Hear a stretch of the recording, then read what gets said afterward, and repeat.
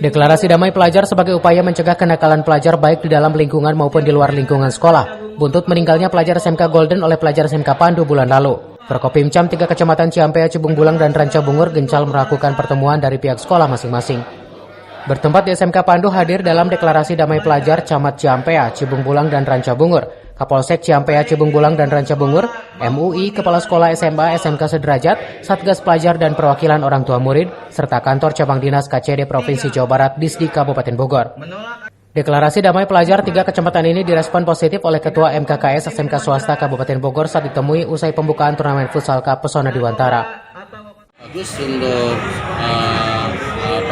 kepedulian, kemudian pemantauan, kemudian sekarang pelaksanaan 3 deklarasi damai itu luar biasa, dan mudah-mudahan dari Musbika ke 3 kecamatan, kemudian teman-teman sekolah di tiga kecamatan itu betul-betul bisa meredam suasana, dan mudah-mudahan dengan ada deklarasi damai itu, mudah-mudahan yang pihak-pihak sekolah yang diwakili oleh anak-anak itu betul-betul bisa menyampaikan tujuan, menyampaikan niat, menyampaikan hasil musyawarah yang digalang oleh 2 kecamatan, ketiga kecamatan itu, dan mudah-mudahan yang lalu biarlah berlalu, yang akan datang jangan terulang kembali.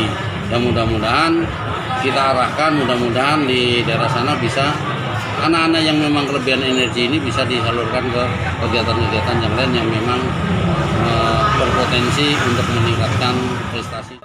Lebih lanjut dikatakan Ketua MKKS SMK Swasta Kabupaten Bogor, siswa yang memiliki energi lebih dapat menyalurkan hobi dan kegiatan positif di lingkungan sekolah.